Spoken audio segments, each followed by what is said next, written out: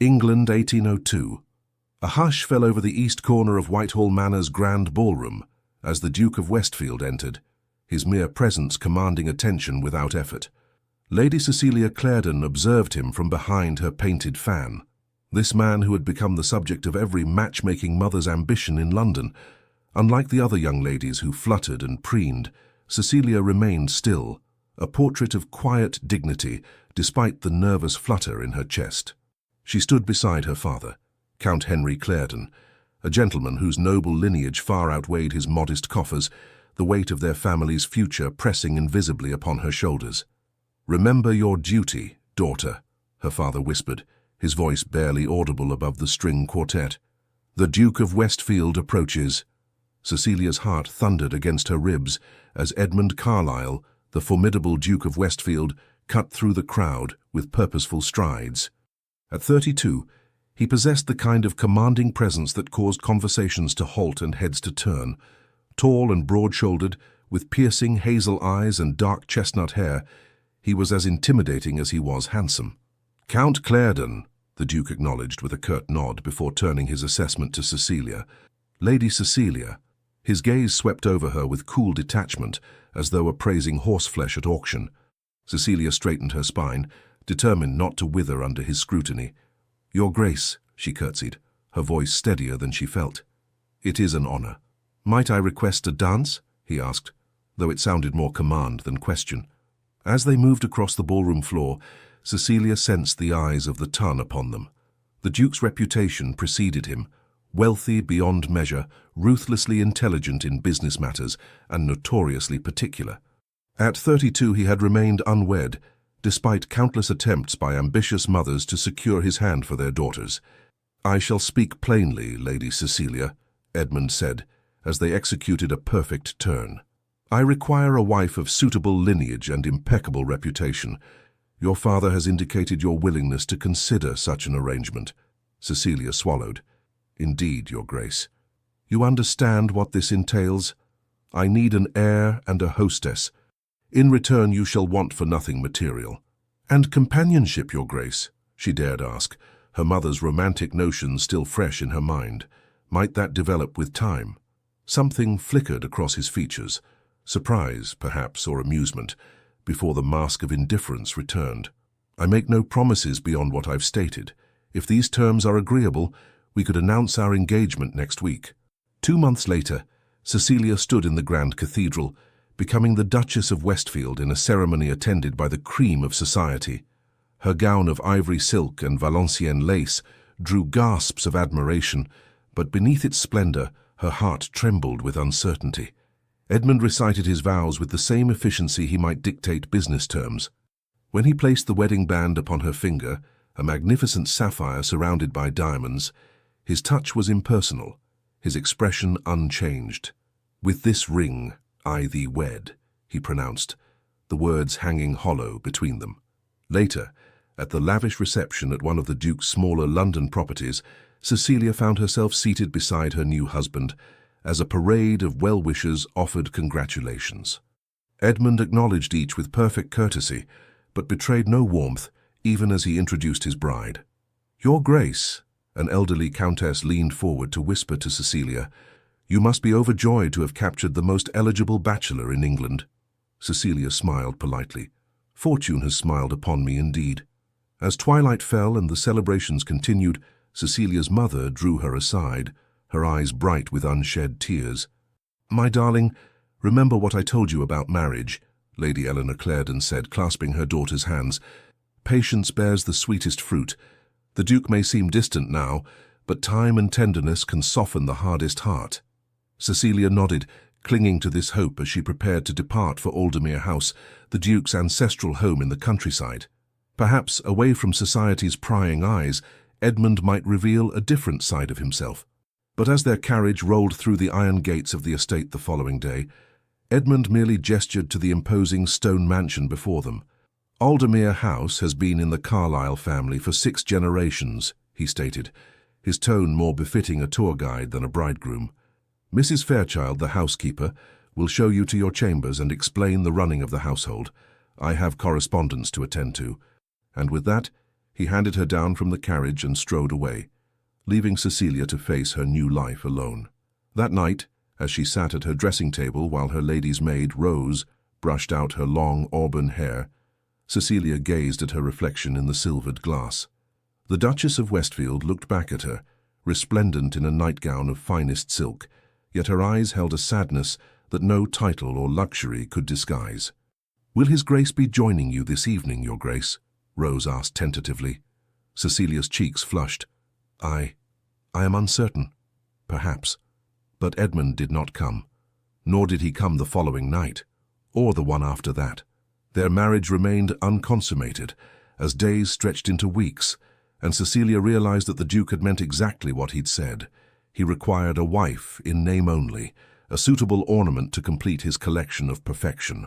By day, she explored Aldermere House, its 52 rooms filled with treasures from across the empire: Persian carpets, Italian marble statues, Chinese porcelain, and paintings by the greatest masters.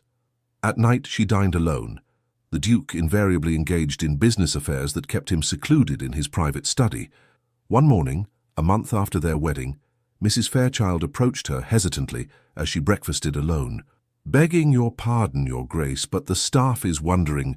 That is to say, we are uncertain about your preferences regarding the household." Cecilia put down her teacup. "My preferences?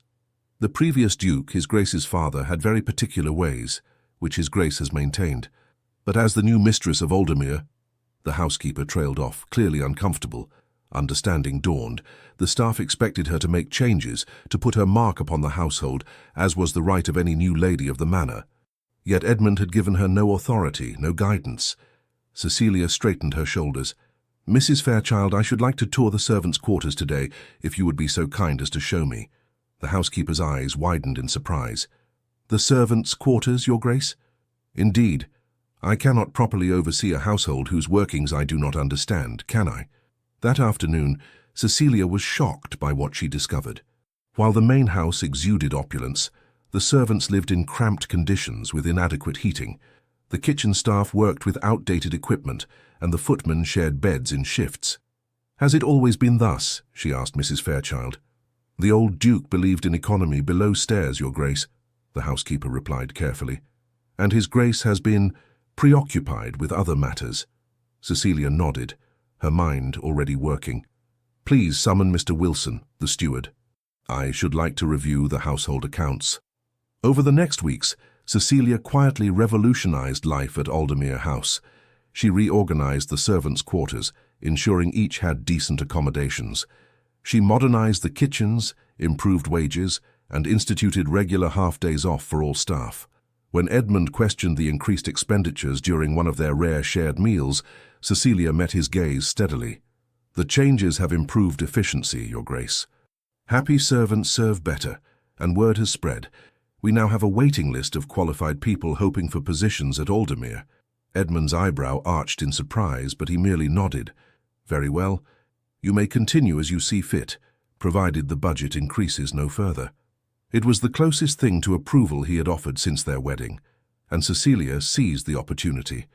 "I should also like to reopen the East Wing drawing rooms for entertaining, if you have no objection. The spring season approaches, and I believe it would be appropriate to host some of our neighbours." "As you wish," he replied indifferently, "though I shall likely be in London on business." "Of course," Cecilia murmured, hiding her disappointment. As winter gave way to spring, Cecilia's gentle influence continued to transform Aldermere House. The gardens bloomed with new plantings, the great hall rang with music for the first time in decades, and the local gentry began to receive invitations to dine. Word spread of the Duke's enchanting young wife, whose kindness extended beyond the estate to the neighbouring villages. She established a small school for tenants' children, visited the sick with baskets of food and medicine, and personally intervened when an elderly couple faced eviction from their cottage. Still, Edmund remained distant, often absent in London for weeks at a time. When present, he was unfailingly polite, but revealed nothing of himself. Cecilia's attempts at conversation were met with monosyllabic responses or vague platitudes.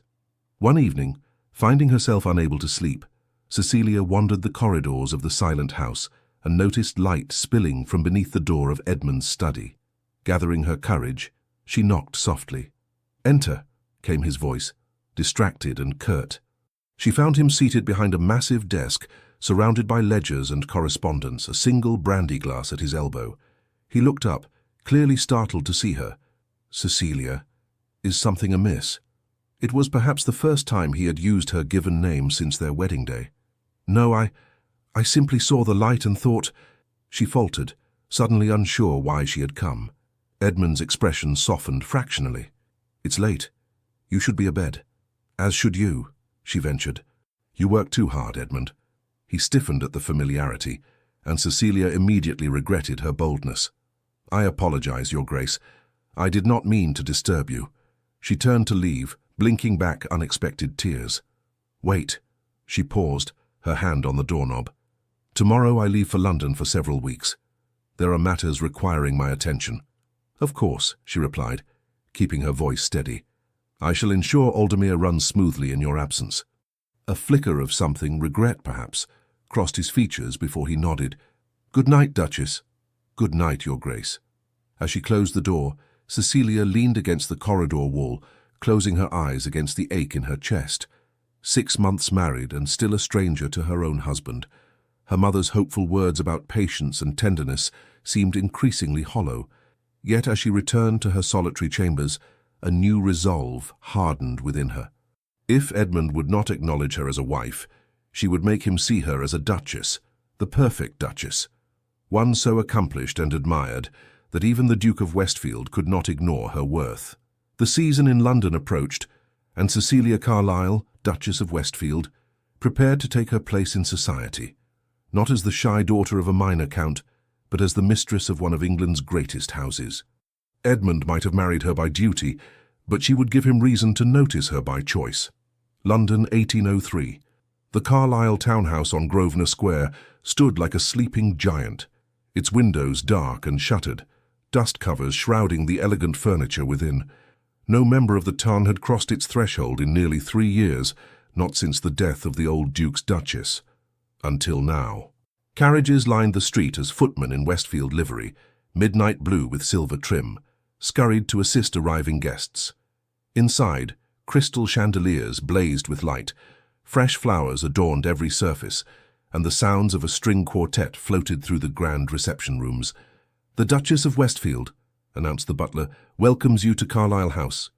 Cecilia stood at the entrance to the ballroom, resplendent in a gown of celestial blue silk that complemented her fair complexion and brought out the deep azure of her eyes. Her auburn hair was arranged in an elegant coiffure, adorned with sapphires that matched her wedding ring. She greeted each guest personally, her genuine warmth in stark contrast to the icy reputation of her absent husband. "My dear Duchess," cooed Lady Harrington, the acknowledged leader of the ton, "you have performed a miracle with this house. We had quite given it up for lost, you know, after the old Duke's time. And where is your distinguished husband this evening?" "The Duke regrets he is detained by business matters," Cecilia replied smoothly, the explanation practiced after countless repetitions. "He hopes to join us later this evening." It was a polite fiction. Edmund had made it abundantly clear he had no intention of attending what he termed frivolous social gatherings, yet Cecilia persisted in the pretense, preserving his dignity even as he undermined hers with his absence. "Such dedication to his affairs," Lady Harrington remarked with a knowing look. "Well, his loss is our gain. Come, you must tell me about those exquisite Chinese vases in the drawing-room." As the evening progressed, Cecilia circulated among her guests with practiced ease, introducing those who might benefit from acquaintance, smoothing awkward social moments, and ensuring all felt welcome. The supper she had planned featured dishes that soon had the ton buzzing, exotic flavors brought back from the Orient by the trading ships in which the Duke held interest. "The Duchess has quite transformed the dour Duke's household," she overheard one gentleman remark to another. "Who would have thought Westfield would choose such a lively creature?" "I wager he regrets it now," replied his companion with a chuckle. "Nothing worse than a wife who outshines her husband in popularity." Cecilia pretended not to hear, but the words stung. She had not set out to embarrass Edmund or compete with him. She had simply sought to fulfill her role as his Duchess, to create a home and position of which he could be proud. By midnight, the ball was pronounced a resounding success. Even as the last guest departed, invitations were already being pressed into Cecilia's hands. Dinner parties, musicales, afternoon teas, garden fêtes. The Duchess of Westfield had arrived in London society, and she was a sensation. Returning to her chambers, exhausted but exhilarated, Cecilia found a letter waiting on her silver tray. She recognized Edmund's bold handwriting immediately and broke the seal with trembling fingers. "Duchess," it read formally, "word of your social triumph has reached me even at White's. I congratulate you on restoring the Carlisle name to prominence in society circles. My business affairs continue to require my presence elsewhere, but I trust you will represent our interests admirably in my absence. E." Cecilia sank onto her bed, the letter clutched in her hand.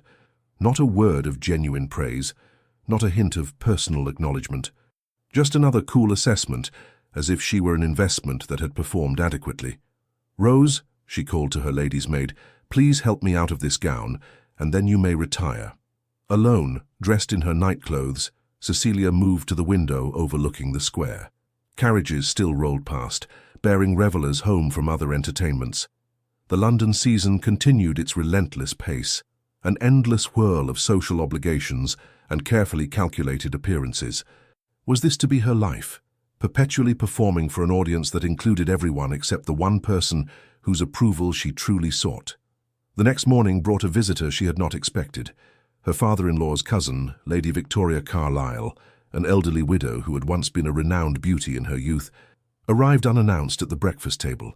"Well, niece," she declared, helping herself to tea without waiting for an invitation, "you've set tongues wagging from Mayfair to Chelsea.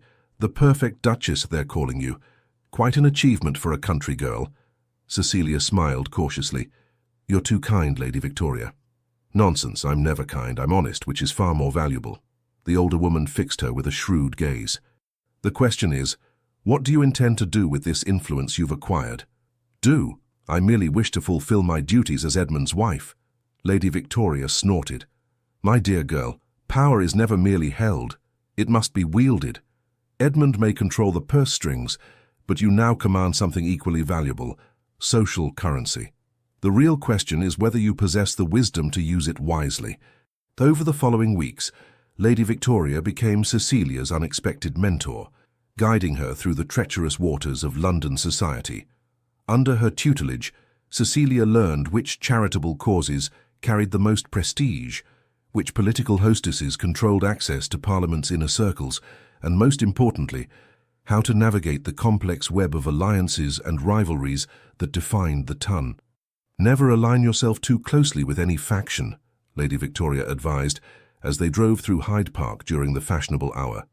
"A duchess stands above petty squabbles. Be gracious to all, intimate with few, and never reveal your true feelings except to those you trust absolutely." "And how does one determine who is trustworthy?" Cecilia asked, acknowledging the stream of gentlemen who bowed to their carriage.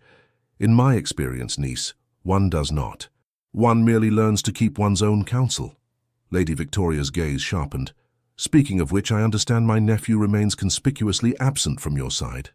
Cecilia's smile never faltered, though her heart clenched painfully. "His Grace has many responsibilities that claim his attention." The same was true of his father, yet the old Duke never missed an opportunity to parade my cousin, Edmund's mother, before society. He knew her value. Lady Victoria patted Cecilia's hand. "My nephew is intelligent in business matters, but obtuse in personal ones. A family failing, I'm afraid." As May turned to June, Cecilia's star continued to rise. Her morning calls were eagerly anticipated, her patronage sought for musical performances and art exhibitions. Young ladies copied her gowns, her coiffures, even her manner of speech. Gentlemen composed poems to her beauty and grace, careful to remain just this side of propriety. Through it all, Cecilia maintained a dignified reserve. She was unfailingly gracious but never flirtatious, generous with her attention, but careful of her reputation. Not even the most determined gossip could find fault with her conduct. And still, Edmund stayed away. One afternoon, returning from a charity committee meeting for war widows, Cecilia was surprised to find Lady Victoria waiting in her drawing room. her expression grave. "You've heard the rumors, I presume?" the older woman asked without preamble. Cecilia removed her gloves slowly. "Which rumors might those be? There are so many in London." "Don't play coy, child. The whispers about Edmund and that Barrington woman—" Cecilia's heart seemed to stop. "I'm afraid I don't—" "Diana Barrington, a widow of supposedly impeccable reputation, though I have my doubts. Edmund has been seen in her company repeatedly these past weeks." Lady Victoria's eyes softened with unusual compassion. "I thought you should hear it from someone who cares for you, rather than from the malicious tongues that delight in others' pain." Cecilia sank into a chair, her composure finally cracking. "Are they—" "No one knows with certainty, but they have been observed riding together in Richmond Park, and she has entertained him for private dinners at her home in Chelsea." Lady Victoria leaned forward. "What will you do?" What indeed? The question echoed in Cecilia's mind as she prepared for that evening's engagement, a musicale at the Countess of Reardon's, where half the ton would be in attendance. As her maid arranged her hair, Cecilia studied her reflection. The face that looked back at her was beautiful, yes, but it was also the face of a woman who had allowed herself to be cast aside, to be humiliated.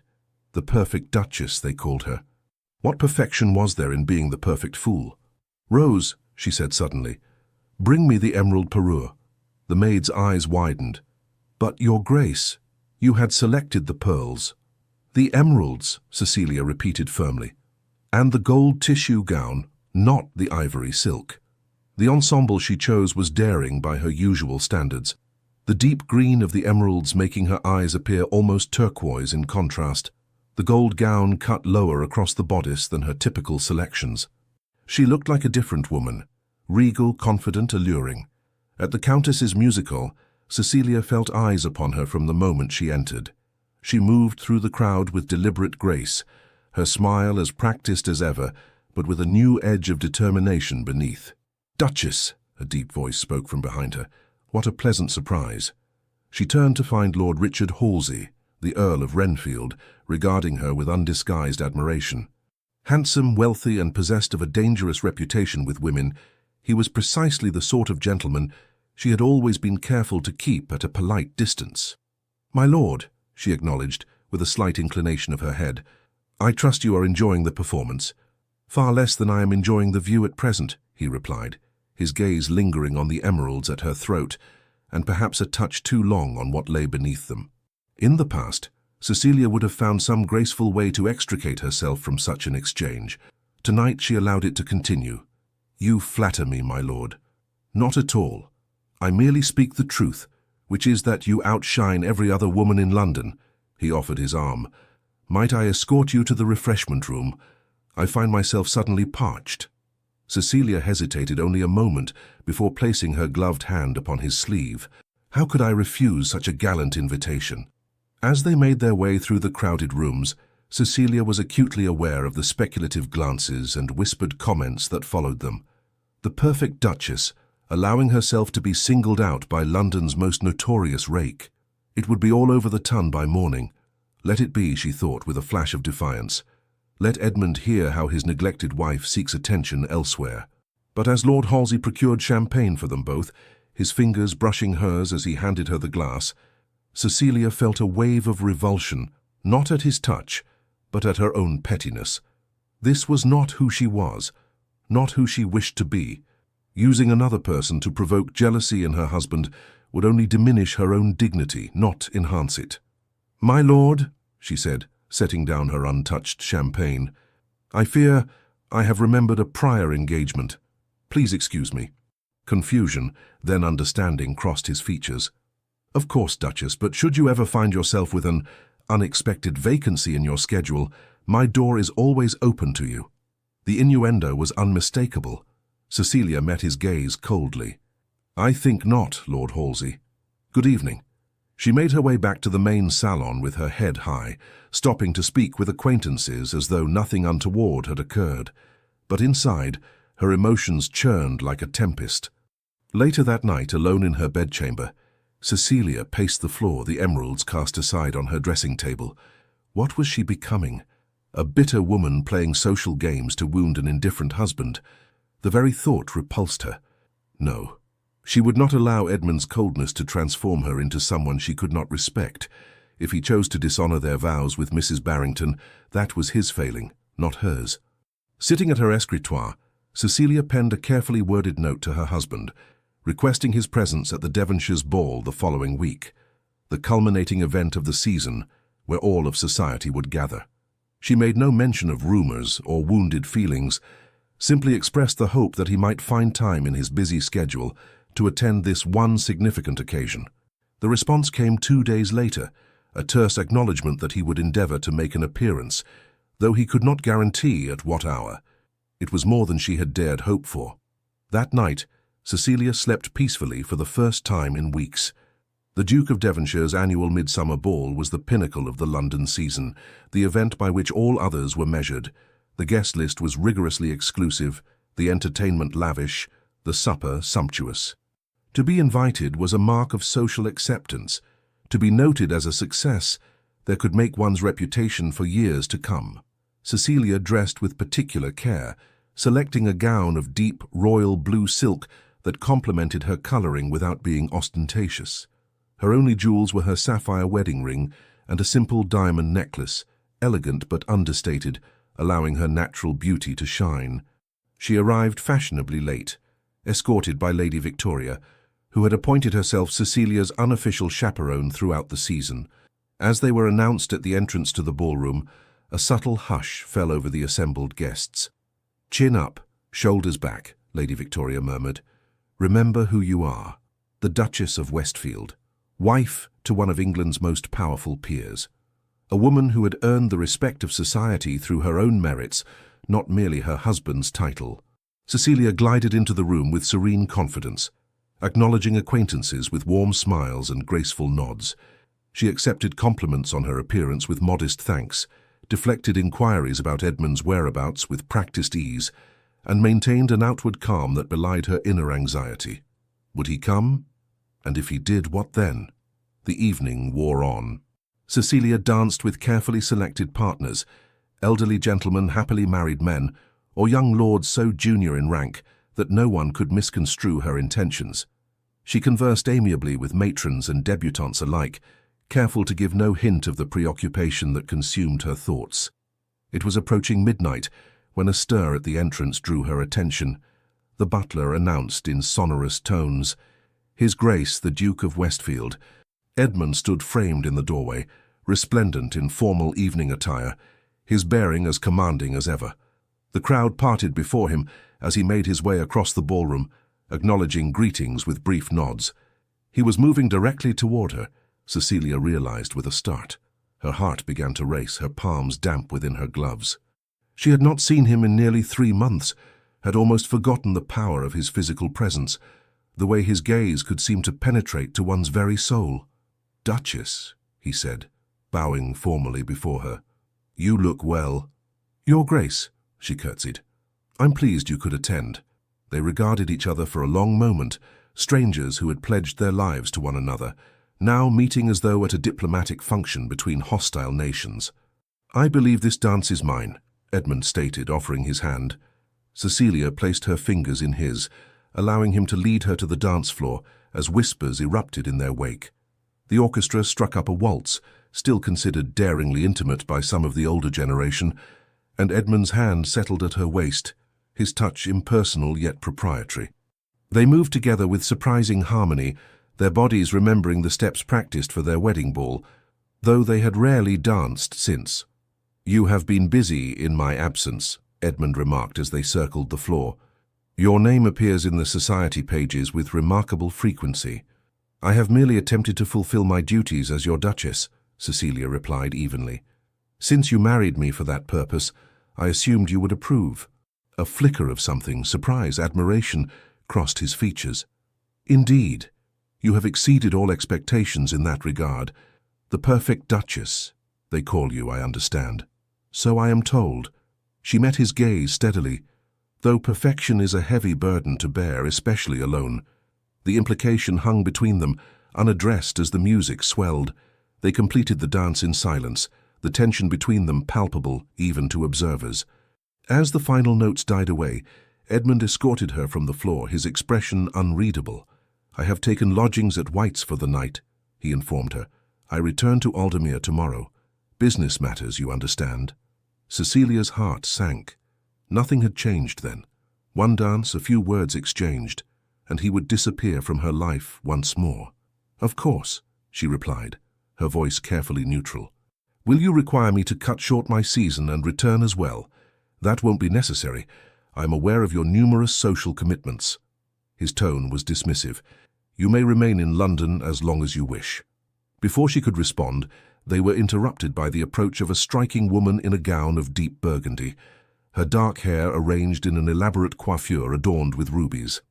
"Edmund, darling," the woman purred, laying a possessive hand on the Duke's arm. "You promised me the supper dance, remember?" Cecilia felt as though she had been struck. This then must be Diana Barrington. She was beautiful in a bold, sensual way, everything Cecilia was not, with knowing eyes and a mouth made for secrets. Edmund stiffened almost imperceptibly. "Mrs. Barrington, may I present my wife, Her Grace, the Duchess of Westfield?" The widow's smile never wavered as she turned to Cecilia. "Your Grace, what an honor. I have heard so much about you." "How curious," Cecilia replied, her own smile firmly in place. "I have heard almost nothing about you." Mrs. Barrington's eyes widened fractionally at the subtle barb. "Edmund and I are old acquaintances. Our families have known each other for years." "Indeed. How fortunate for you both to have rekindled such a long-standing connection." Cecilia turned to her husband. "I should not wish to keep you from your promised dance, Your Grace. If you'll excuse me, I believe the Countess of Reardon was hoping to introduce me to her nephew." With a perfect curtsy she withdrew, her dignity intact, even as her heart shattered within her breast. She made her way through the crowd with practiced grace, stopping to exchange pleasantries as though nothing were amiss, while inside she burned with humiliation. He had brought his mistress to the same ball as his wife. The insult could not have been more deliberate or more public. From across the room she saw Lady Victoria watching her with concern. The older woman began to move toward her, but Cecilia gave a slight shake of her head. She could not bear sympathy at this moment. It would surely break the composure she was desperately maintaining. Instead, she slipped through a side door onto a deserted terrace, gulping the cool night air in an attempt to calm her racing pulse. Stars glittered overhead, indifferent to human sorrows, while the muted sounds of music and laughter drifted from the ballroom. "Duchess?" The voice startled her. Turning, she found Edmund standing in the doorway, his expression inscrutable in the shadows. "Your Grace," she acknowledged stiffly. "Have you misplaced your partner?" Edmund moved toward her, stopping an arm's length away. "Mrs. Barrington is not my partner, as you put it. She is the widow of a business associate who has been assisting me with certain financial arrangements." "How fortunate that business and pleasure can be so conveniently combined," Cecilia replied, unable to keep the bitterness from her voice. "You misunderstand the situation." "Do I?" She faced him squarely. "Then enlighten me, husband. Explain why all of London whispers of your frequent visits to her home. Why you spend your evenings in her company while neglecting your wife." Edmund's jaw tightened. "I owe you no explanations for how I conduct my affairs." "Affairs," an apt choice of words. Cecilia laughed, a brittle sound with no trace of humor. "You married me to be the perfect Duchess, to host your events, manage your household, provide you an heir. I have fulfilled 2 of those obligations admirably. The third, however, requires your presence in my bed, a place you have visited precisely once on our wedding night, and even then with such obvious distaste that you could not bring yourself to complete the act." Edmund stepped back as though she had struck him, shock evident in his features. Never had Cecilia spoken so boldly, so crudely, about intimate matters. "That is not," he began, but she cut him off. "Not what? Not true. We both know it is. You performed your husbandly duty with the same enthusiasm one might bring to signing a particularly tedious contract, then departed with obvious relief when it was finished, or rather, unfinished." Cecilia felt tears threatening but forced them back. She would not give him the satisfaction of seeing her weep. "I accepted our arrangement," she continued, her voice steadier now. "I understood you married me for convenience, not affection. But I did not agree to be humiliated before all of society, by your blatant disregard for our vows. Edmund was silent for a long moment, his expression hidden in the darkness. When he finally spoke, his voice was low and controlled. You are mistaken about Mrs. Barrington, but you are not mistaken about my failings as a husband. He took a step toward her. I have treated you unconscionably, Cecilia. For that, I apologize. The unexpected admission stole the wind from her sails. Of all the responses she had anticipated, contrition had not been among them. Why? She asked simply. Why marry me only to ignore me? What purpose did it serve? Edmund ran a hand through his hair, a surprisingly human gesture from a man who rarely displayed emotion. I needed a duchess, not a wife, he said finally. My position demanded it. The Westfield title requires an heir, and society expects certain appearances to be maintained. But why me? Cecilia persisted. There were dozens of eligible young women that season, many with larger dowries and better connections. A fleeting smile crossed his features. You were different. Quiet, but not meek. Observant. Your eyes missed nothing, yet you spoke no gossip. Your father's reputation for integrity, though his estate was modest. Edmund shrugged. You seemed suitable. Suitable, Cecilia repeated, the word like ash in her mouth. How flattering. It was not meant to be flattering or insulting. It was a practical decision. He turned away, gazing out at the darkened gardens. I did not anticipate that you would become what you have become. And what have I become, Edmund? She asked softly. He was silent for a long moment. Something I did not expect, he said finally. Someone who has earned the admiration of society not through my name, but through her own merit. He turned to face her again. Someone who makes me appear lesser by comparison. The admission hung between them, startling in its vulnerability. That was never my intention, Cecilia said.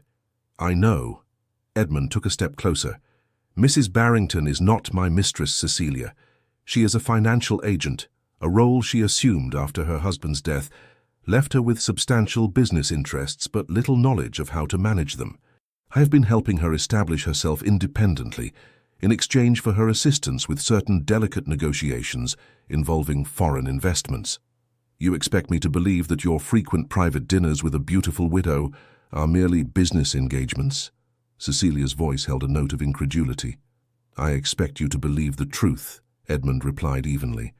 Diana Barrington poses as a frivolous society widow, but beneath that facade lies one of the shrewdest financial minds I have encountered. Her late husband's shipping concerns give her access to information from the continent that is invaluable in these uncertain times. With Napoleon's ambitions growing daily, Cecilia studied his face, searching for signs of deception. Even if what you say is true, why the secrecy? Why not simply tell me? Because the success of our ventures depends upon discretion. If it were known that a woman was involved in such significant financial dealings, he shook his head. Society would never accept it. Her reputation would be ruined and our business interests compromised. It was plausible, Cecilia had to admit. Unconventional, certainly, but not impossible. Yet something still did not make sense. That explains your association with Mrs. Barrington, perhaps. It does not explain why you have avoided my company so assiduously since our wedding day. Edmund's expression shuttered. That is a separate matter. Not to me, Cecilia insisted. Not when I have lived as little more than a ghost in your house, wondering what defect in me repelled you so thoroughly that you could barely stand to be in the same room. There is no defect in you, he said sharply. The deficiency is mine alone. Cecilia waited, but he offered no further explanation. The sounds of the orchestra drifted through the open doors, another waltz beginning, another opportunity for couples to share the intimacy of the dance floor. I should return, she said finally, disappointment a leaden weight in her chest. Lady Victoria will be concerned about my prolonged absence. As she moved toward the terrace doors, Edmund's voice halted her. I leave for Aldermere tomorrow, as I mentioned. I would appreciate it if you would join me. There are matters we should discuss that cannot be adequately addressed in London, where we are constantly observed. Cecilia turned back, surprised by the request. You wish me to abandon the season early. There are still several important events. I am aware, he interrupted. But I believe this conversation is more important than any ball or soiree. Do you not agree? There was an earnestness in his manner that she had never witnessed before, a hint of the man who might exist beneath the cold, dutiful exterior he had always presented. Very well, she agreed cautiously. I shall make arrangements to depart tomorrow. Edmund nodded, relief evident in his posture. Thank you, I shall send the carriage for you at noon. They stood regarding each other for a moment longer, the air between them charged with unspoken words and unexpressed emotions. We should rejoin the company, Cecilia suggested. Separately, perhaps, to avoid speculation. As you wish. Edmund hesitated, then added, For what it is worth, Cecilia, you have indeed been the perfect Duchess, far better than I deserved. Before she could respond, he bowed and left the terrace, leaving her alone with the stars and her tumultuous thoughts. The journey to Aldermere the following day passed in uncomfortable silence. Edmund had sent his private coach for Cecilia as promised, but to her surprise, he was already seated within when she entered. They exchanged polite greetings before lapsing into silence, each apparently lost in private contemplation as the countryside rolled past.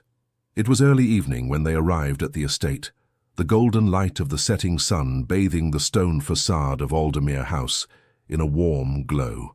Servants lined up to greet them, their genuine pleasure at seeing their mistress return evident in their faces.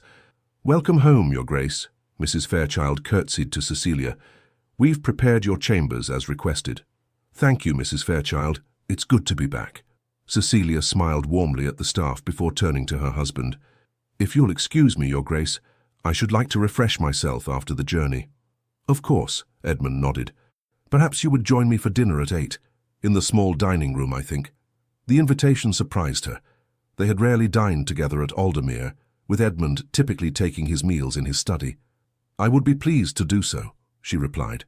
In her chambers, as Rose helped her change from her travelling clothes into a dinner gown, Cecilia found herself unexpectedly nervous.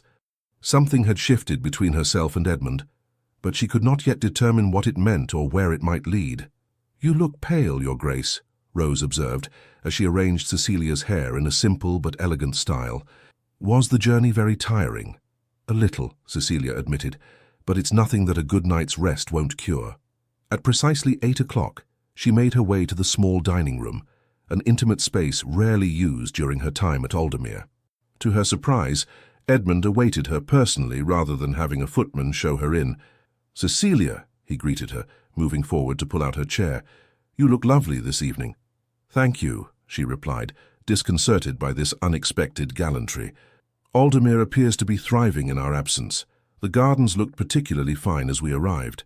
Credit must go to your instructions, I believe. The head gardener speaks of little else but Her Grace's vision whenever I encounter him." Edmund took his seat opposite her, as a footman poured wine for them both. The meal proceeded with surprisingly comfortable conversation about the estate, the recent improvements Cecilia had instituted, and the progress of various charitable projects she had established in the surrounding villages. Edmund listened attentively, asking thoughtful questions and offering occasional suggestions. It was only as dessert was served that he steered the conversation toward more personal matters. "I owe you an explanation," he said abruptly, setting down his fork, "for my behavior these past months." Cecilia placed her own utensils on her plate, her appetite suddenly gone. "I'm listening." Edmund signaled the footman to withdraw, waiting until they were truly alone before continuing. "My first marriage was not a happy one," he said quietly. Cecilia stared at him in shock. "Your first marriage? I don't understand." "Few do." It was deliberately kept quiet, a youthful indiscretion, quickly annulled but with consequences that have shaped my life ever since. Edmund's gaze was fixed on the middle distance, as though seeing into the past. I was 22, newly graduated from Oxford.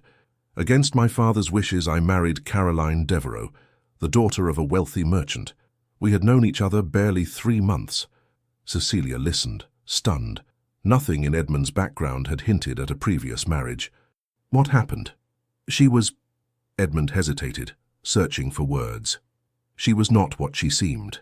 The sweet, innocent girl I believed I had married revealed herself to be calculating and cruel. She had targeted me for my title, my fortune, caring nothing for me as a man." His jaw tightened at the memory. When she realized that my father had cut off my allowance as punishment for my disobedience, she sought comfort elsewhere, with multiple men, including my closest friend. "Oh, Edmund," Cecilia murmured, understanding beginning to dawn. "The marriage was annulled within 6 months. My father used his influence to keep the scandal contained. Officially, the union never happened. Caroline received a settlement in exchange for her discretion and disappeared to the continent." Edmund took a long swallow of wine. "I learned a valuable lesson about the dangers of allowing emotion to override reason, particularly where marriage is concerned." "So, when you married me," Cecilia began. "I approached it as a business arrangement," Edmund confirmed. "No emotional entanglements, no opportunities for disappointment or betrayal. A practical union between two people with complementary needs." "And our wedding night?" Cecilia asked, emboldened by his candor. "Your reluctance?" A flush crept up Edmund's neck. "That was, complicated. I had vowed never to put myself in a position of vulnerability again, to maintain distance." He met her eyes directly. "But you were so trusting, so innocent. I found I could not complete our union as expected, without feeling I was somehow tainting something pure with my cynicism. So I withdrew, telling myself it was for the best, that maintaining emotional distance was essential." "Yet you still need an heir," Cecilia pointed out. "Yes, I had planned to address that obligation once I had fully secured my business interests, when I could approach the matter with appropriate detachment." He grimaced. "It sounds cold-blooded," explained aloud. "It is," Cecilia agreed, "though I begin to understand your reasoning, misguided as it was." Edmund regarded her with something like admiration. "Few women would be so direct in their assessment." "Few women have endured what I have these past months," she countered. "Tell me, Edmund, what changed? Why bring me back to Aldermere now for this conversation?" He was silent for a long moment, considering his response. "When I first began hearing reports of your success in London, the perfect Duchess they called you, I felt a measure of satisfaction. My choice had been vindicated. You were fulfilling the role for which I had selected you admirably." He rose from his chair, moving to the window that overlooked the darkened gardens. "But as your reputation grew, as tales of your kindness, your grace, your genuine concern for others reached me, I began to realize what I had discarded. Not just a suitable wife, but an exceptional woman of character and substance." Turning back to face her, his expression was more open than she had ever seen it. "Then came the rumors about Diana Barrington, and I saw how they hurt you. I watched you at the Devonshire's ball, maintaining your dignity even as society whispered behind your back. I realized then that I had done you a grave injustice, allowed you to believe yourself unwanted, when in truth," he faltered, and Cecilia found herself holding her breath. "When in truth I had begun to want you very much indeed," Edmund finished softly. "Not as a convenient duchess, but as a woman, as my wife in more than name." Cecilia's heart thundered in her chest, but she forced herself to remain calm. "Words come easily, Edmund. Actions are what matter. You're right, of course." He moved toward her, extending his hand. "Will you walk with me? There is something I wish to show you." Curiosity overcoming caution, Cecilia placed her hand in his, and allowed him to lead her from the dining room through the grand hall and up the central staircase. To her surprise, they headed toward the wing that housed Edmund's private apartments, a part of the house she had never been invited to enter.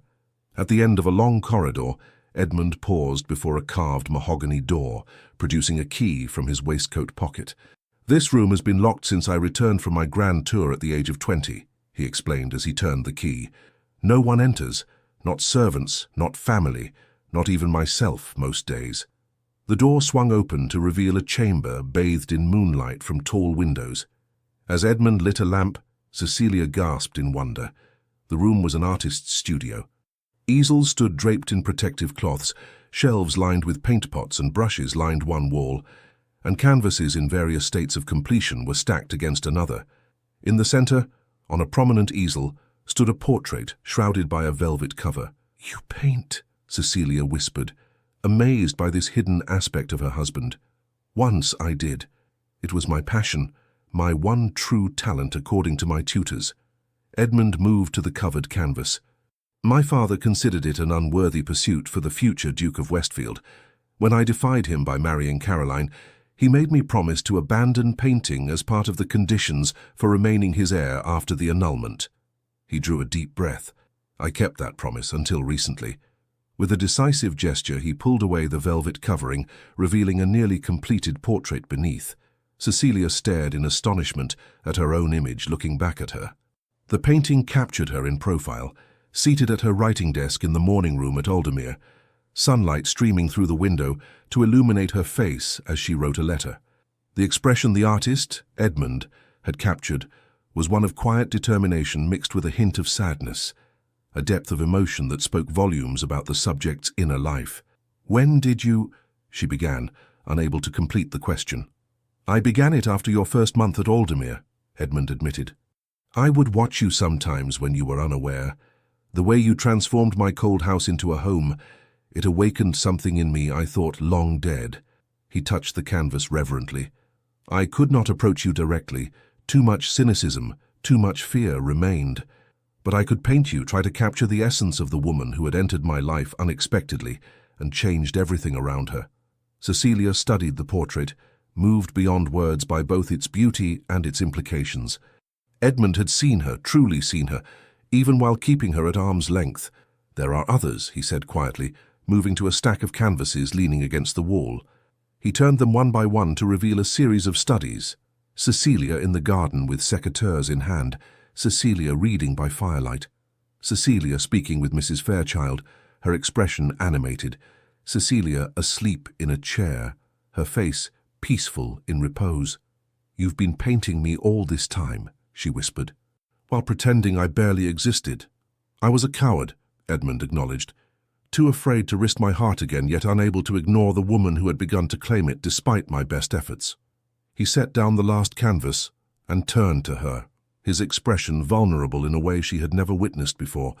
"I do not deserve your forgiveness, Cecilia. I have treated you abominably, but I ask for a chance to become the husband you deserve, to build together the marriage I was too frightened to contemplate before." Cecilia regarded him thoughtfully. "And if I refuse? If I prefer to maintain our current arrangement, the perfect Duchess in public, separate lives in private?" Edmund paled but nodded. "Then I would respect your decision. You have built a life and identity of your own, independent of me. I would not presume to dismantle it without your consent." His humility, his willingness to accept her terms rather than impose his own, these were new facets of the man she had married, but never truly known. Cecilia moved closer to the portrait, studying the face Edmund had rendered with such care and understanding. "Tell me one thing," she said finally, turning to face him. "If I agree to this new beginning between us, what becomes of Diana Barrington? Our business association continues as it must." "But with complete transparency to you," Edmund replied without hesitation. "You would be welcome to attend any meeting, review any document. I have nothing to hide, Cecilia. Not any more." She nodded slowly, weighing his words against the evidence before her. The hidden studio, the portraits painted in secret, the raw honesty in his eyes as he awaited her verdict. "I cannot promise immediate trust," she said carefully. "That must be earned. But I can promise to remain open to the possibility of the marriage you describe." Relief washed over Edmund's features. He stepped forward, tentatively taking her hands in his. "That is more than I deserve, and all that I can ask." In the soft lamplight of the studio, surrounded by images of herself seen through her husband's eyes, Cecilia allowed herself to hope that perhaps the perfect Duchess might yet find her perfect match in the imperfect Duke who had finally opened his heart. Summer faded into autumn, painting the grounds of Aldermere in rich golds and crimsons as Edmund and Cecilia cautiously navigated their changing relationship. True to his word, Edmund made no demands, instead inviting Cecilia into his daily life with a patience that surprised her. Each morning brought a small note with her breakfast tray, sometimes a few lines of poetry, occasionally a sketch, often simply a wish for her day to be pleasant. Each evening found them dining together, their conversations gradually deepening from estate matters to personal histories, hopes, and even dreams. "Tell me about your childhood," Edmund requested one evening in late September as they sat before the fire in the library, the rain pattering against the windows. "I know so little of your life before we met," Cecilia smiled, setting aside her embroidery. It was quiet, but happy. My father may not be the wealthiest of men, but he gave us a home filled with affection and learning. My mother taught me music and languages. My father insisted I understand estate management and basic accounting alongside my feminine accomplishments. That explains your aptitude for household affairs, Edmund observed. Most young ladies of your station would be at sea trying to manage a property like Aldermere. My father believed that true nobility lies in competence, not just bloodlines, Cecilia replied. He would say, a title without capability is merely decoration, but capability will serve you whether you have a title or not. Edmund nodded thoughtfully. A wise philosophy. My own father was rather more traditional in his approach. Titles were everything. Capability assumed by birthright rather than cultivated through education. Yet you seem to have escaped that limitation, Cecilia noted. Your business acumen is widely acknowledged. Necessity more than inclination, Edmund admitted. When I returned from my grand tour to find our family finances in disarray due to my father's poor management, I had little choice but to educate myself quickly. Cecilia tilted her head, studying him. Is that why you turned to painting? As an escape from those pressures? A smile touched Edmund's lips. Perceptive as always. Yes, art was my refuge, the one place where I answered to no one's expectations but my own. He hesitated before adding, would you sit for me properly? Until now, I've worked from memory and glimpses. I should like to paint you as you truly are. The request surprised her. You wish me to pose? If you're willing. In the studio with proper light. A formal portrait of the Duchess of Westfield seems long overdue. The intimacy of such an arrangement, hours spent in each other's company, his eyes upon her, studying every nuance of her face and form, sent a tremor of anticipation through Cecilia. I would be honored, she replied softly. The following afternoon found Cecilia seated by the large north-facing window of Edmund's studio, dressed in a gown of deep emerald silk that complemented her auburn hair and fair complexion. Edmund moved about the room with easy confidence, arranging her pose, adjusting the fall of light, his manner professional yet touched with a warmth that made her heart quicken. Turn your head slightly to the left, he instructed, approaching to gently position her chin with his fingertips. Yes, just so. Now look toward the window, as though you've caught sight of something intriguing in the distance. Cecilia complied, acutely aware of his proximity, the scent of him. Sandalwood and linseed oil enveloping her senses. Perfect, he murmured, his breath warm against her cheek, before he withdrew to his easel. Now, if you can maintain that position comfortably. I believe I can manage, she assured him, settling into the pose. As Edmund began to sketch, his expression transformed, the reserve that typically characterized his features giving way to intense focus and quiet passion. His eyes moved constantly between her and the canvas, his hand sure and swift as it traced the contours of her face. May I speak, or will it disturb your concentration? Cecilia asked after several minutes of silence. Edmund glanced up, a small smile playing at his lips. Please speak. In fact, I prefer it. Your face is most alive when you're engaged in conversation. Tell me when you first knew you had artistic talent, she suggested. Edmund considered as he continued to work. I must have been about 7 years old. My tutor had taken ill, and I was left to my own devices for an afternoon. I found myself in the portrait gallery, staring up at my ancestors. His expression softened at the memory. Something about the 5th Duke's portrait captivated me, the way light and shadow played across his face, creating the illusion of life on flat canvas. I borrowed a pencil and paper from my father's study and attempted to copy it. Were you successful? Cecilia asked, intrigued. Hardly, Edmund chuckled. It was a child's crude sketch, but my mother happened upon me and saw something in my efforts. She arranged for proper art lessons against my father's wishes. It became our secret conspiracy, my mother, my art master, and I. She must have been a remarkable woman, Cecilia observed. A shadow crossed Edmund's face. She was. Kind, gentle, but with a core of steel when it mattered most. She died when I was 15, consumption. My father never recovered from her loss. Perhaps that's why he grew so rigid, so uncompromising.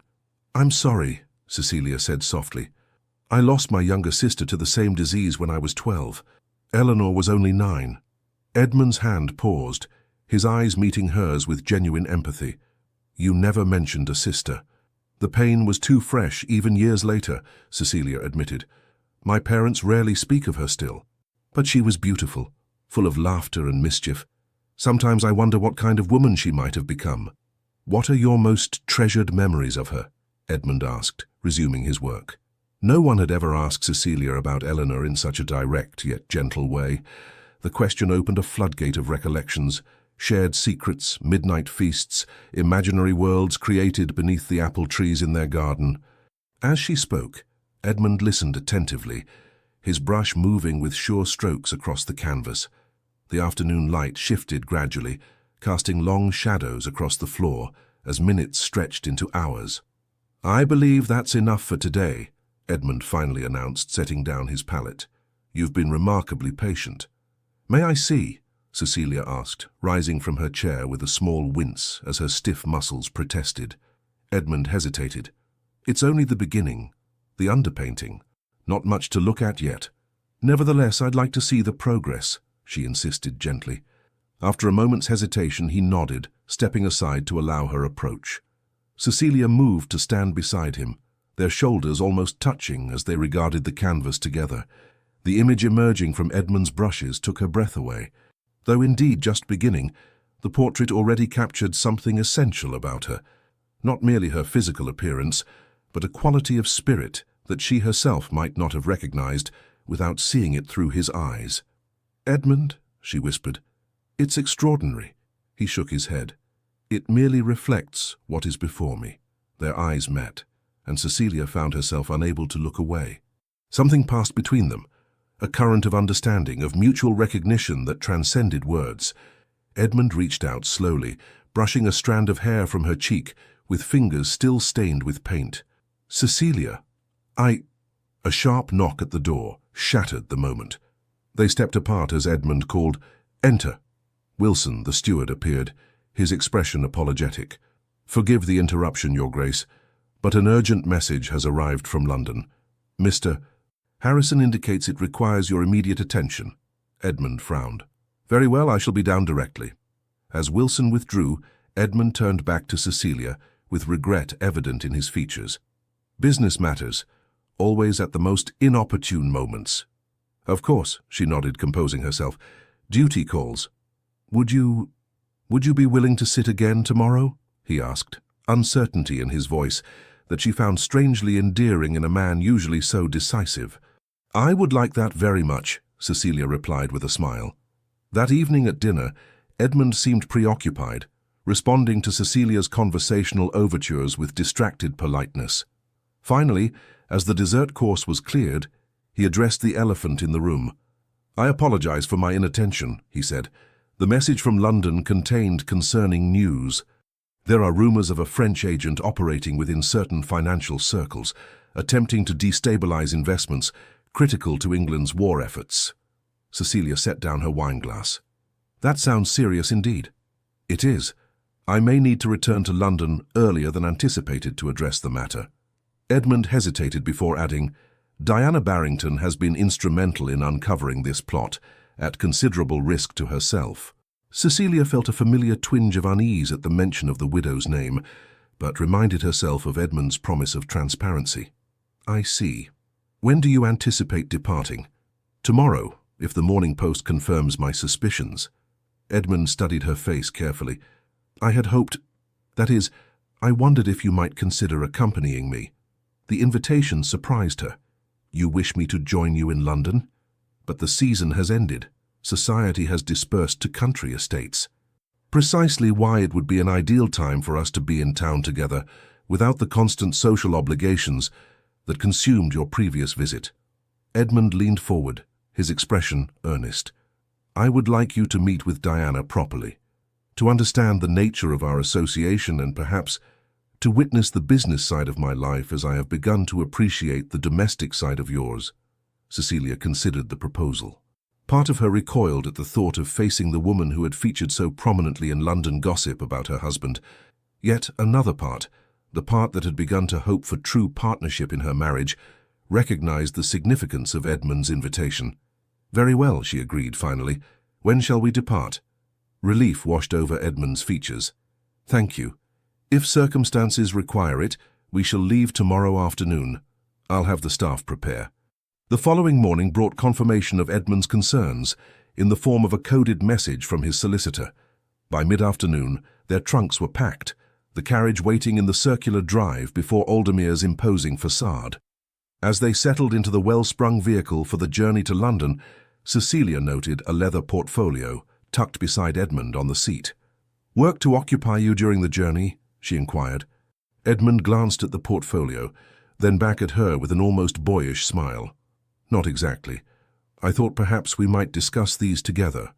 Opening the leather case, he withdrew several sheets of paper covered with architectural drawings and notes. "Plans for Aldermere?" Cecilia asked, leaning forward with interest. "Yes, I've been considering renovations to the east wing, modernizing the family apartments, adding more windows to capture the morning light." Edmund spread the papers between them. "I value your opinion on the matter, as you'll be the one overseeing the work while I attend to business concerns." The casual confidence in her capabilities, the assumption of her continued presence and influence at Aldermere, these spoke volumes about the shift in Edmund's perspective.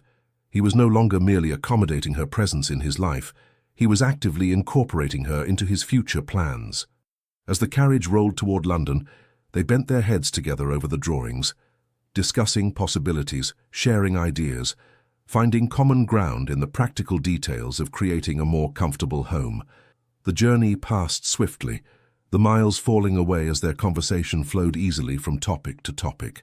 By the time they reached the outskirts of London the following day, Cecilia realized with some surprise that she had spent nearly 24 hours in Edmund's exclusive company without a moment of the awkwardness or tension that had characterized so much of their marriage. The Carlisle townhouse on Grosvenor Square welcomed them with polished efficiency, the staff clearly delighted by the unexpected arrival of both master and mistress. Dinner was served in the small dining room, an intimate affair that concluded with Edmund reluctantly excusing himself to attend to urgent correspondence. "Business cannot wait, I'm afraid," he apologized, pressing her hand briefly. "But tomorrow, if you're agreeable, I should like to introduce you to certain aspects of my work that have remained separate from our marriage until now." "I look forward to it," Cecilia replied, finding that she meant it sincerely. The following morning, after a light breakfast, Edmund escorted Cecilia not to his own offices in the city as she had expected, but to a modest townhouse in a quiet street near St. James's Park. A discreet brass plate beside the door read simply, "Barrington Associates." Edmund caught her hesitation as they approached the entrance. "Diana conducts her business here, away from prying eyes. Few would think to look for significant financial transactions in such an unassuming location, or under a woman's direction." Before Cecilia could respond, the door opened to reveal a soberly dressed clerk, who bowed respectfully. "Your Grace, Mrs. Barrington is expecting you in the upper office." They were shown to a well-appointed room on the second floor, where Diana Barrington sat behind a large desk covered with ledgers and correspondence. She rose as they entered, her expression revealing momentary surprise at Cecilia's presence. "Edmund, I didn't realize," she began, before collecting herself with admirable poise. "Your Grace, how lovely to see you again under more favorable circumstances." Cecilia inclined her head gracefully. "Mrs. Barrington, my husband speaks highly of your business acumen." If Diana was taken aback by this direct acknowledgement of her unconventional role, she concealed it well. "Your husband exaggerates my modest talents. Please, both of you, be seated. We have much to discuss." Over the next hour, Cecilia observed in fascination as Edmund and Diana reviewed intelligence reports, financial projections, and correspondence intercepts that painted a disturbing picture of French attempts to manipulate the London markets ahead of a planned naval offensive. "Our agent in Paris confirms that Napoleon intends to strike at British shipping in the Channel within the month," Diana explained, indicating a coded message. "If they succeed in depressing certain stocks beforehand, the resulting panic could cripple our ability to finance the fleet's response." "We must move carefully," Edmund mused, studying the documents before him. "Too obvious a counter-strategy will alert them to our awareness." Precisely why I've begun gradually shifting investments through multiple intermediaries. Diana nodded. Small movements, nothing to draw attention, but collectively significant. Cecilia listened attentively, impressed by the woman's sharp intelligence and strategic thinking, qualities society would never glimpse beneath her carefully maintained facade of frivolous widowhood. You mentioned concerned parties in the Admiralty, Edmund prompted. What progress on that front? Diana glanced briefly at Cecilia before responding. Admiral Harrington has agreed to meet, but only under the most discreet circumstances. He remains skeptical of information coming from unconventional sources, by which he means a woman, Cecilia observed quietly. Diana's eyes met hers with a flash of surprised appreciation. Precisely, Your Grace. Hence the need for Edmund's presence. The Admiral will listen to a duke where he would dismiss a widow. Even when the widow possesses superior information, Edmund added with a trace of frustration. The meeting is scheduled for tomorrow evening at Lord Ravencroft's hunting box in Surrey, ostensibly a small gathering of gentlemen for cards and conversation. While I establish a conspicuous presence at Lady Heatherton's musicale, Diana continued, to ensure no connection is drawn between us. Cecilia considered this complex dance of appearances and realities, the necessary deceptions, the hidden truths, the careful maintenance of social facades to protect vital national interests.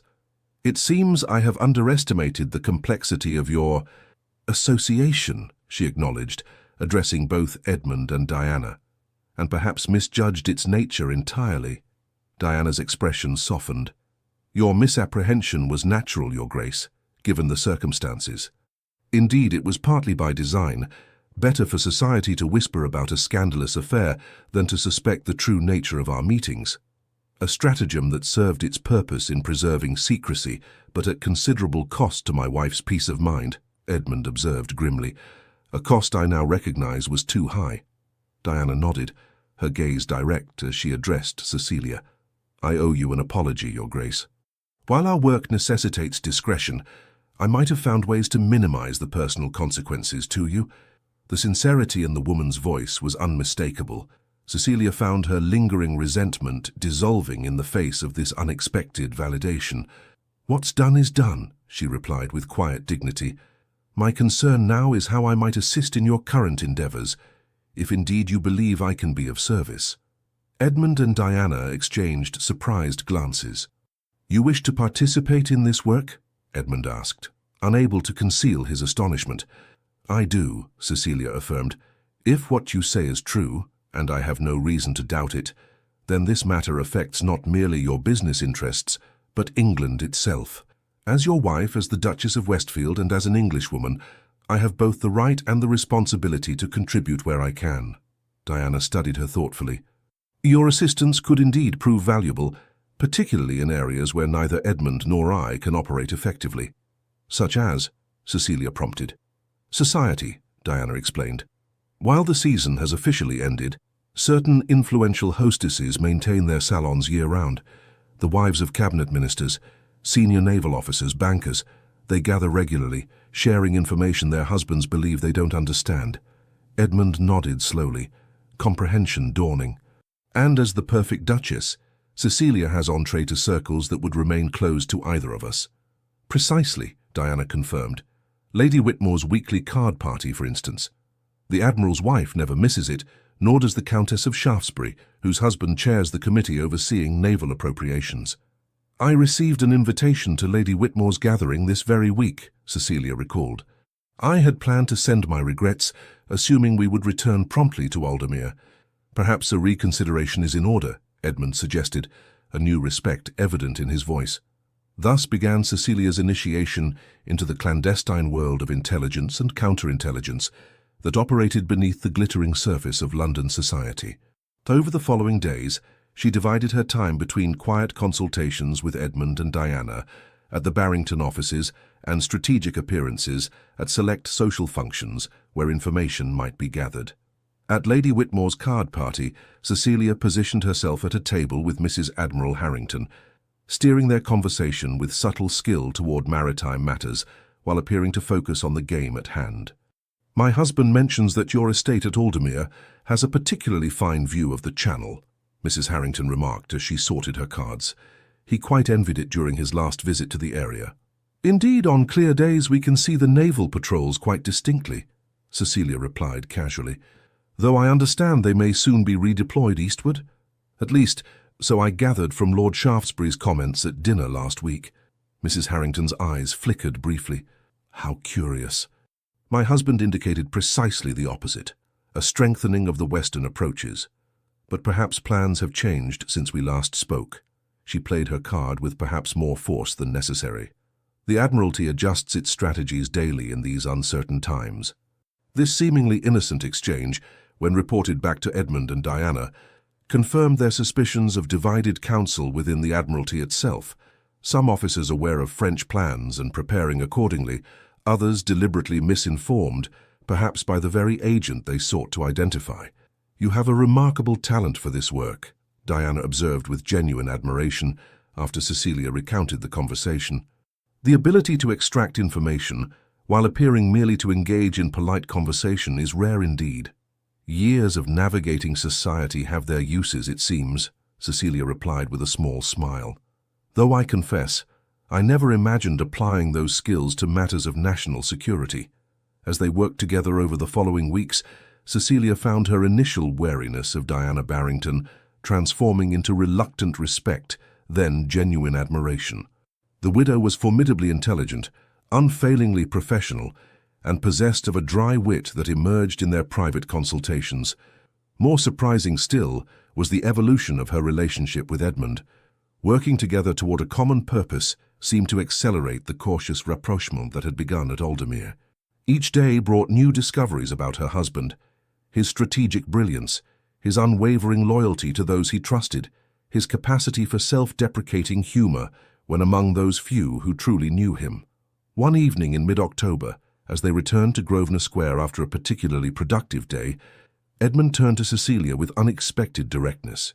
"You've surprised me," he admitted, as their carriage rolled through the darkening streets. "Your adaptability, your insight, your courage. I knew you possessed grace and dignity, but these other qualities—" "You never looked closely enough to see them," Cecilia replied without rancor.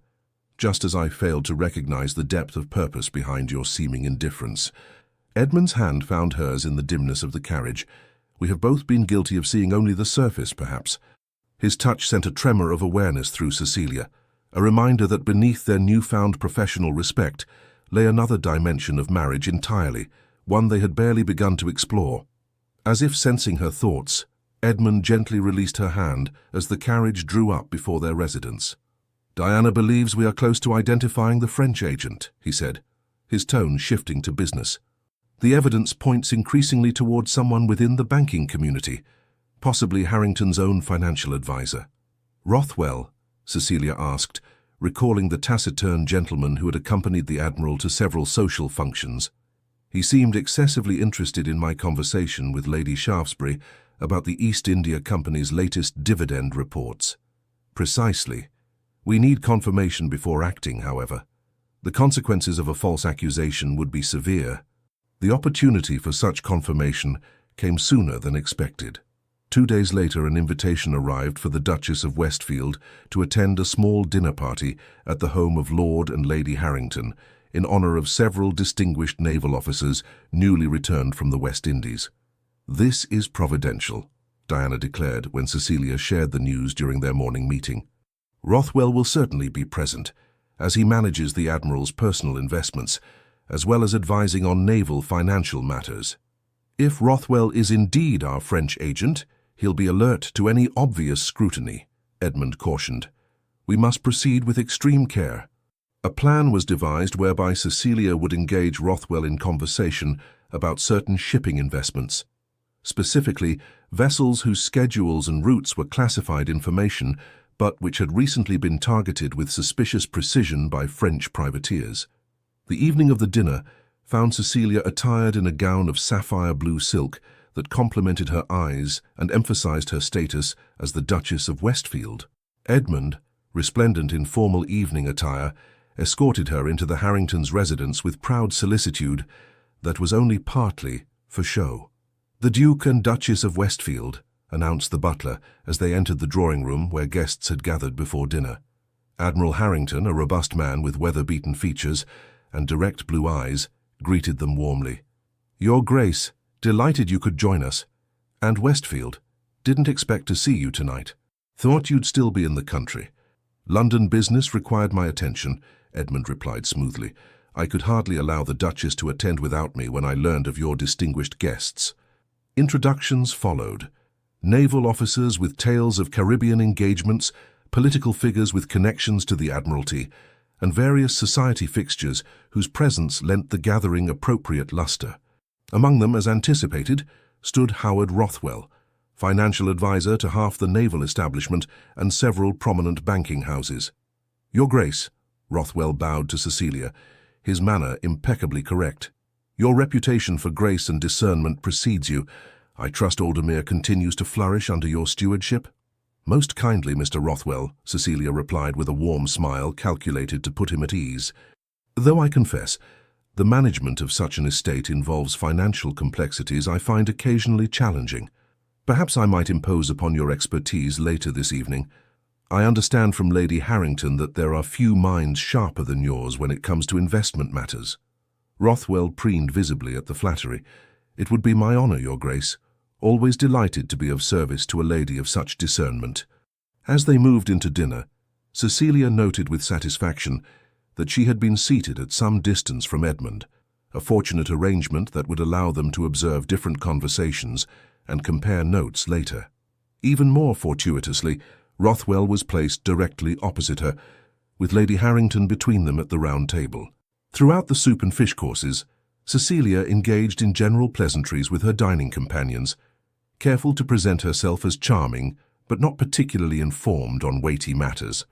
By the time the main course was served, a magnificent saddle of venison with appropriate accompaniments, Rothwell had visibly relaxed his guard, clearly categorizing her as a decorative society hostess rather than a woman of substance. It was during the dessert course, a particularly fine trifle that had the naval officers competing for seconds, that Cecilia made her calculated move. "Mr. Rothwell," she inquired innocently, "I wonder if you might advise me on a small investment matter. The Duke has granted me a modest sum to manage independently, and I confess I am torn between the conventional wisdom of land purchase and the potentially greater returns of maritime ventures." Rothwell dabbed his lips with his napkin, clearly flattered by the request. "A thoughtful dilemma, Your Grace. While land will always hold its value, certain shipping opportunities currently offer exceptional returns, particularly vessels trading with our colonies in the West Indies." "How fascinating," Cecilia replied, her expression one of earnest interest. "I had heard something similar from Lady Carrington last week. She mentioned her husband had invested heavily in the Mercury fleet, though I gather their sailing schedules have recently become somewhat erratic." The Mercury vessels were, in fact, naval supply ships disguised as merchant vessels, information known only to the Admiralty and their closest advisors. Any knowledge of their true schedules would indicate access to classified information. Rothwell's expression flickered momentarily before smoothing into practiced blandness. "The Mercury line. Yes, I believe they've had some navigational challenges of late, changed their routes quite significantly as I understand it." "Indeed?" Cecilia maintained her air of innocent inquiry. "How curious. Lord Carrington seemed quite confident they would maintain their original course, through the Southern Passage and directly to Barbados, I believe he said. This was a deliberate falsification. The Mercury ships had been secretly rerouted to approach Barbados from the north, a fact known only to the highest naval authorities." "Well, Lady Carrington may have misunderstood her husband," Rothwell replied, a hint of condescension entering his tone. "These matters are often confused in the retelling, particularly by ladies unfamiliar with maritime affairs." "Perhaps you're right," Cecilia conceded with a self-deprecating smile. "Though I could have sworn Lord Carrington mentioned a specific date, the 15th of November, for their arrival. Something about a particularly valuable cargo of— what was it? Oh yes, medical supplies and specialized equipment." The trap was set. The 15th was indeed the scheduled arrival date, but the cargo was munitions, not medical supplies. If Rothwell corrected her on the cargo but confirmed the date, it would suggest he had access to the legitimate schedule. If he attempted to misdirect her on the date, while seeming to know the true nature of the cargo, It would strongly indicate he was passing false information to the French. Rothwell's fork paused halfway to his mouth. Medical supplies? That is, I believe the Mercury vessels typically carry a variety of cargoes, though I couldn't speak to specific sailing dates, of course. He forced a chuckle. Such operational details are hardly the province of financial advisors. But there had been a telling hesitation, a moment when calculation had visibly crossed his features as he decided how to respond. More damning still was the slight flush that had crept up his neck, betraying his discomfort with the unexpected line of questioning. Cecilia nodded pleasantly and allowed the conversation to drift to other topics. But she had seen enough.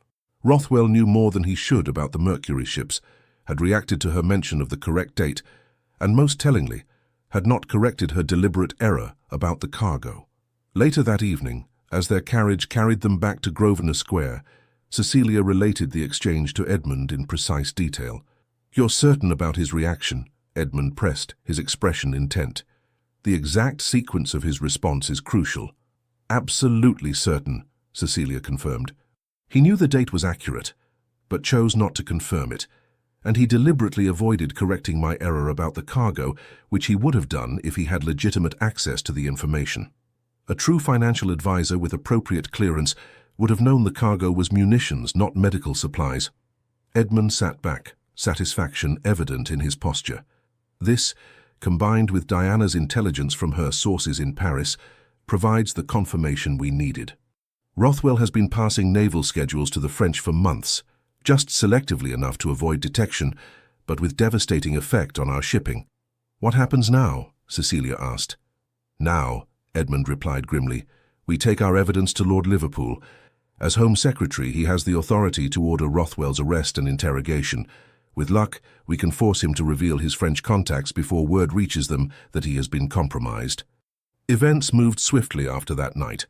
Within 3 days, Howard Rothwell was quietly taken into custody at his club, the evidence against him presented to a closed tribunal of Privy Councillors. Under intensive questioning, he revealed a network of French agents operating throughout London's financial district. Information that would allow British intelligence to feed false information back through these same channels in the crucial weeks before Napoleon's planned naval offensive. For their part in uncovering the plot, Edmund and Diana received private commendations from the highest levels of government, acknowledgements that would never appear in any public record, but which solidified their positions within the shadow world of international finance and intelligence gathering. More significant to Cecilia, however, was the transformation in her relationship with Edmund. The mutual respect forged in their joint endeavour had created a foundation of trust that transcended their earlier misunderstandings. They had seen each other at their best, Edmund's strategic brilliance complemented by Cecilia's social acumen, her intuitive understanding of human nature, balanced by his analytical precision. One evening in late October, as they sat together in the library of their London home reviewing correspondence from Aldermere, Edmund set aside his papers with deliberate care. "I think it's time we return to the country," he said thoughtfully. "The situation here is well in hand, and winter will soon make travel more challenging." Cecilia nodded agreement. "The estate should be prepared for the colder months, and I confess I miss the peace of Aldermere after these weeks of intrigue." "As do I." Edmund hesitated, uncharacteristic uncertainty in his manner. "Before we depart, however, there is something I wish to discuss with you, something I have been considering for some time." Cecilia set aside her own letters, giving him her full attention. "I'm listening." Edmund rose, moving to stand before the fireplace, his tall figure silhouetted against the dancing flames. "Our marriage began as a contract, a practical arrangement designed to meet specific needs. You have fulfilled your part of that bargain with a grace and dignity that has earned you the admiration of all society." He turned to face her directly. "What I did not anticipate was how thoroughly you would exceed those terms, how completely you would transform not only Aldermere, but my understanding of what a true partnership might entail." Cecilia's heart quickened at the earnestness in his voice, but she remained silent, allowing him to continue. "These past weeks have shown me what we might accomplish together when acting as true allies. Your intelligence, your perception, your courage, these qualities were always present, though I was too blind to recognize them."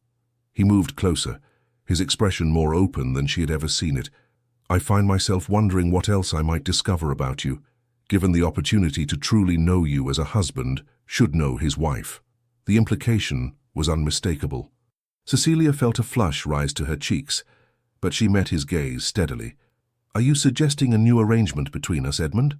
"Not an arrangement," he corrected gently. "A marriage, in every sense of the word. Not because duty demands it, or because society expects it, but because I have come to desire it. To desire you, Cecilia, not as the perfect Duchess, but as the extraordinary woman I have finally allowed myself to see." The confession hung between them, honest and vulnerable in a way Edmund had never permitted himself to be before. Cecilia rose from her chair, closing the distance between them until barely an arm's length separated their bodies. "You speak of desire," she said softly. "Is that all you feel, Edmund? Physical attraction now that you've deigned to notice me?" Edmund shook his head, a rueful smile touching his lips. "If it were merely that, this conversation would be simpler. No, what I feel is far more complex. Admiration, respect, gratitude for your patience with my many failings, and yes, desire too, a longing to know you in every way a man can know a woman." He reached out slowly, taking her hand in his. "I cannot promise that I have overcome all the scars of my past, or that I will never disappoint you, but I can promise to try, to be worthy of the second chance you have granted me, to build a true marriage between us day by day." Cecilia studied his face, the strong features she had come to know so well, the vulnerability in his eyes that he had never before allowed her to see. In that moment, she recognized the courage it had taken for this proud, wounded man to lay himself bare before her, to risk rejection after having armored himself against emotional pain for so many years. "I have never sought perfection in you, Edmund," she replied, her voice steady despite the emotions swelling within her. "Only honesty. Only the chance to be seen for who I truly am, rather than what function I might serve." His fingers tightened around hers. "And now? What do you seek now, Cecilia?" The question hung between them, freighted with possibility. Cecilia drew a deep breath, choosing her words with care. "I seek what any woman desires in marriage: partnership, respect, affection." She paused before adding quietly, "And yes, passion too. I have never experienced it, but I have come to believe it might be possible between us." Edmund's expression softened, wonder replacing uncertainty in his gaze.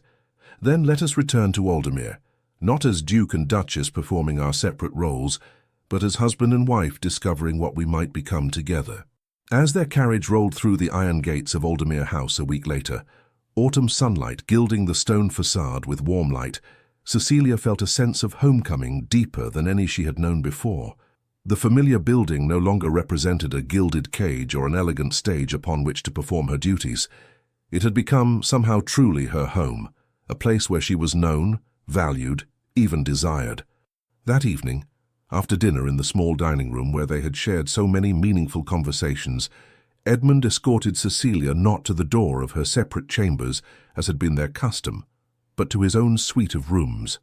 "I had these prepared for your inspection," he explained as he opened the door to reveal the transformed space. "If they meet with your approval." Cecilia stepped inside, amazement spreading through her at the changes. Gone was the austere masculine decor that had previously characterized Edmund's private retreat. In its place stood an elegant arrangement of connected chambers, a sitting room with comfortable furnishings for two, a dressing area with ample space for her belongings and beyond. Visible through an open doorway, the Duke's bedchamber, now furnished with a magnificent new bed large enough to accommodate two people comfortably. "You've been planning this," she realized, turning to find Edmund watching her reaction with hopeful intensity. "Since before we left for London," he admitted, "though I was uncertain whether you would, that is, whether we would reach a point where—" He faltered, uncharacteristically tongue-tied. Cecilia felt a surge of tenderness at his uncertainty. This powerful man, accustomed to commanding every situation, rendered hesitant by the prospect of true intimacy. "They're perfect," she assured him, moving closer. "But are you certain, Edmund, once we take this step?" "I have never been more certain of anything," he replied, his voice dropping to a lower register that sent a shiver of anticipation down her spine. "The question is whether you are equally sure. I would wait if you need more time." Cecilia considered his words, searching her own heart for any lingering doubts or reservations. She found none, only a deep certainty that this was right, that they had earned this moment through honesty, respect, and the patient building of trust. "I am sure," she answered simply, reaching up to touch his face with gentle fingertips.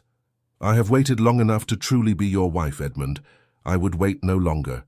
His arms encircled her then, drawing her against the solid warmth of his chest as his lips found hers, in a kiss unlike any they had shared before, tender yet hungry, restrained yet promising depths of passion as yet unexplored.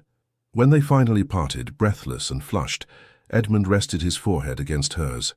"Stay with me tonight," he whispered. "Let me show you what true marriage can be between a man and woman who choose each other freely." "Yes," Cecilia breathed, her heart racing with anticipation and newfound courage. "Yes, Edmund, tonight and all the nights to come." Spring 1804. The gardens of Aldermere House blazed with colour as daffodils, tulips and early roses competed for attention beneath a cloudless April sky.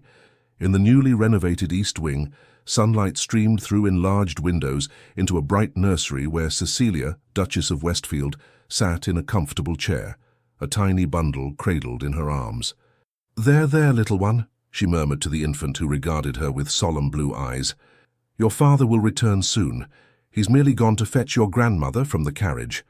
As if summoned by her words, the nursery door opened to admit Edmund, his face alight with pride as he escorted an elegant older woman into the room.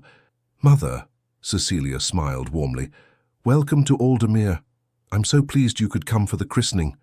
Lady Eleanor Clarendon moved forward eagerly, her gaze fixed on her first grandchild. "My darling girl, let me see this precious boy properly." Cecilia carefully transferred the infant to his grandmother's waiting arms, watching with contentment as Lady Eleanor cooed and marvelled over the child's perfect features. "He has your eyes, Cecilia, but Edmund's chin, I think. Oh, he's magnificent." She looked up at them both, her own eyes bright with unshed tears. "Have you settled on a name?" Edmund moved to stand behind Cecilia's chair, his hand resting warmly on her shoulder. "We have. He will be Henry Edmund Carlyle, after both our fathers." "A fine, strong name," Lady Eleanor approved. "Your father would be so proud, Cecilia, as am I." She returned her attention to the baby, who had wrapped his tiny fingers around one of hers with surprising strength. Later, after Lady Eleanor had retired to rest before dinner, Edmund and Cecilia stood together by the nursery window, watching as their son slept peacefully in his elegant cradle, a gift from Lady Victoria, who had appointed herself the child's honorary great-aunt and most devoted champion. "He's perfect," Edmund murmured, his arm around Cecilia's waist, drawing her against his side. "As is his mother." Cecilia leaned into his embrace, contentment washing through her. Hardly perfect, merely fortunate beyond measure. The year since their return to Aldermere had brought changes neither could have imagined during those early, barren months of their marriage. The renovations to the East Wing had transformed the family apartments into light-filled, comfortable spaces that bore Cecilia's imprint in every detail.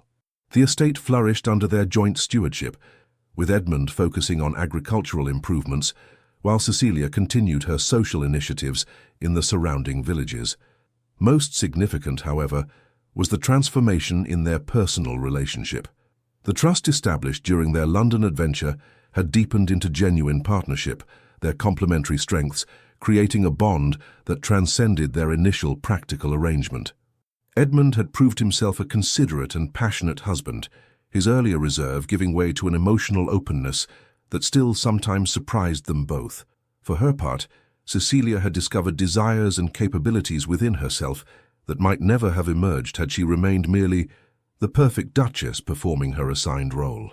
When she had shared the news of her pregnancy the previous summer, Edmund's reaction had been everything she could have hoped for: joy mingled with protective concern, pride tempered by humility at the responsibility they now faced together. Throughout the months that followed, he had remained attentive to her changing needs, often working from Aldermere rather than London to remain by her side. He had even invited Diana Barrington to visit them at the estate, a gesture of transparency that had further cemented Cecilia's trust in their relationship. The birth of their son 2 months earlier had brought them even closer. Edmund's wonder at the new life they had created together, matched only by his admiration for Cecilia's strength during the difficult delivery. "What are you thinking?" Edmund asked now, drawing her from her reverie. Cecilia smiled up at him. "I was remembering our beginning, how differently we understood our marriage then, how little we knew of what was possible between us." Edmund's expression grew thoughtful. "I was so certain I knew what I wanted. A suitable Duchess to maintain appearances while I pursued my ambitions, nothing more." He shook his head ruefully. "I never imagined that in gaining a true partner I would find everything I never knew I needed." "Nor I," Cecilia admitted.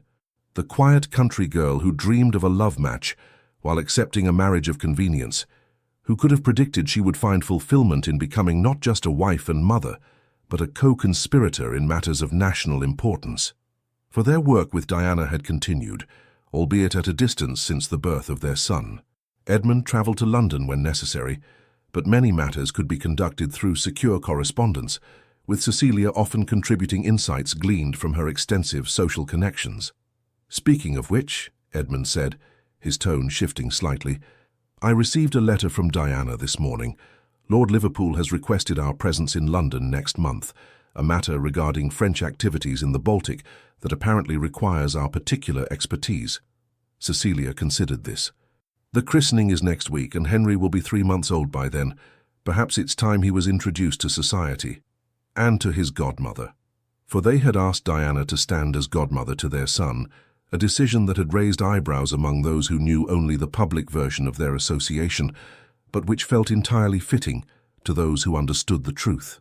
"Are you certain you're ready to return to London?" Edmund asked, his concern evident. "There's no urgency that would prevent Diana from handling matters alone for a few more months." Cecilia appreciated his consideration, but shook her head. "I am well recovered, and I confess I miss the stimulation of our work together. Besides," she added with a smile, "I believe it's important for Henry to understand from the beginning that his mother is more than merely a decorative accessory to his father's life." Edmund laughed softly. "No one who knows you could ever make that mistake, my love.